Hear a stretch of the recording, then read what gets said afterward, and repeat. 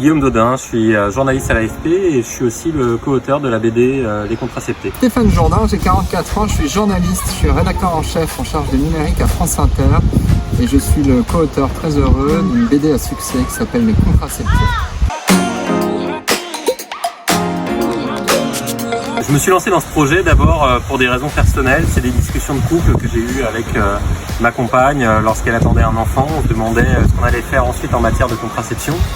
Et du coup, j'ai commencé à me poser la question de pourquoi il n'y avait rien pour moi, pour les hommes, en matière de contraception. J'ai commencé à chercher sur Internet et là, j'ai un peu plongé dans un monde un peu dingue, avec des mecs qui, depuis 40 ans, sans que je le sache, sans qu'on m'en ait jamais parlé, ont essayé de développer des méthodes pour que les hommes puissent se contracepter, des méthodes qui ont marché et je me suis dit que c'était une histoire qu'il fallait raconter absolument. Alors l'idée du sujet est venue avec une conversation avec mon co-auteur. On s'est dit que ça faisait des années qu'on était en couple hétérosexuel, parfois dans des conditions très stables et qu'on ne savait pas ce que nos meufs de l'époque utilisaient comme moyen de contraception et donc on s'était complètement dégagé de cette question sans même s'en rendre compte. On s'est dit qu'il y avait là un sillon à creuser, une histoire du patriarcat dans laquelle il fallait plonger et qu'il fallait examiner de plus près. Ce qui m'a vraiment foutu en l'air en faisant cette BD, c'est de découvrir que la première fois qu'on a fait des recherches sur ce que pouvait faire la contraception sur la libido, ça a été quand on a fait des recherches sur la contraception des hommes. C'est-à-dire que quand on s'est posé la question de la contraception des femmes, on a toujours fait des recherches pour savoir tout simplement ce qui est efficace. Et quand on a fait ça sur les hommes, on s'est dit, est-ce que c'est efficace, mais aussi est-ce que ça va embêter la libido de ces messieurs, est-ce que ça va leur faire des bobos à la tête? Et ça a été un facteur vraiment essentiel pour ne pas faire qu'il y ait de la contraception pour les hommes aujourd'hui. Voilà. Et ça, moi, ça m'a paru vraiment assez dingue. Alors, il y a beaucoup d'infos qui nous ont beaucoup surprises. Moi, le truc qui me reste comme ça à la fin de cette enquête, c'est vraiment un moment où on a été à Amsterdam, interviewé une chercheuse qui travaille sur la question de la pilule masculine depuis des années et qui a écrit un livre qui s'appelle La pilule masculine. Et pendant qu'on interviewait, son mari nous a préparé une exposition sans nous dire ce que ce serait. Et à la fin de l'interview, on a vu ce que c'était. C'était un ensemble de bites en bois, de grandes bites en bois, toutes qui symbolisaient un moyen de contraception. On ne s'y attendait pas du tout avec Guillaume et on s'est littéralement pincé pour pas éclater de rire en la voyant.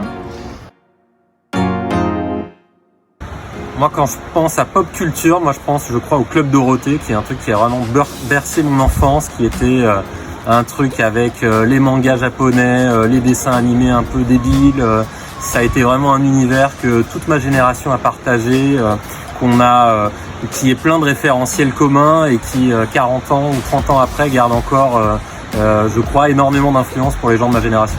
Alors si on me dit pop culture, moi je pense forcément au roi de la pop, à Michael Jackson, parce que je suis de cette génération-là et qu'à une époque où on était très underground, où il fallait que les musiciens soient pas trop populaires pour qu'on les aime et qu'on puisse dire qu'on les aime, Michael Jackson a tout changé, c'était le roi de la pop, c'est celui qui plaisait à tout le monde, qui a fait une musique de dingue. Alors évidemment, on est obligé aujourd'hui d'examiner son héritage à l'aune de tout ce qu'on sait sur cette personne, mais à cette époque où on n'était pas encore là-dedans, c'était pour moi la pop, c'était Michael Jackson.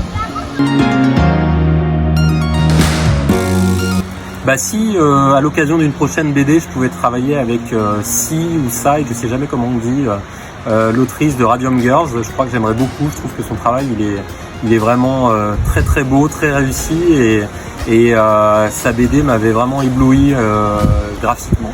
Une des artistes contemporaines que je vénère le plus en tant que grand fan de techno est Jennifer Cardini. C'est une des DJ que j'ai vu le plus en DJ set, que j'adore et qui a une vie assez incroyable. Et Jennifer Cardini, si vous cherchez un journaliste pour faire une BD sur votre vie, je peux être cette personne-là.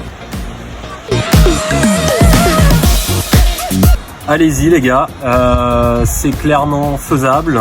Moi j'ai testé pendant 2 ans l'Andro Switch, l'anneau de contraception masculine et en fait c'était ultra simple, ça a été efficace. Pendant 2 ans j'avais plus de spermatozoïdes, là je l'ai arrêté, je suis en train de revenir à une fertilité d'avant et j'ai été très content de le faire pendant 2 ans et ça a été zéro désagrément et ça a été simplement utile dans mon couple, que c'était moi qui prenais en charge la contraception et c'était bien.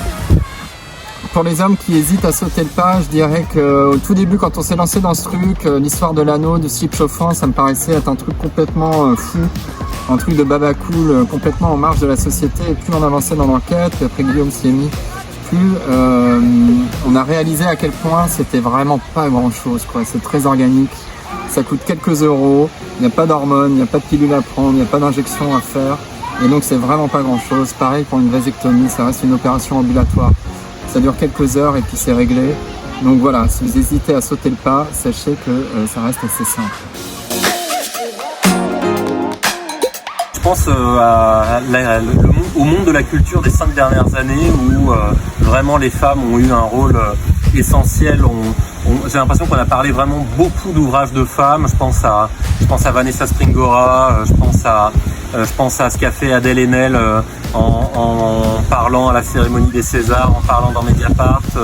Je pense à des films de Céline Sciamma. Je pense à plein de choses comme ça. J'ai l'impression que les femmes n'ont pas enfin leur place parce qu'elles ont toujours eu une créativité, mais que enfin elles ont leur juste place, que enfin tout ça est écouté, tout ça est vraiment mis en valeur et pas écrasé par le rôle des hommes et la création des hommes. Voilà, il y a vraiment de la place pour les deux et je trouve que c'est bien. Il y a encore énormément de travail, mais je trouve que ça progresse et il y a des problématiques différentes qui apparaissent et c'est vraiment hyper stimulant. Et la BD est un univers extrêmement masculin. On a fait pas mal de festivals où on se retrouvait à 80%, 90% de mecs en tant qu'auteur ou dessinateur.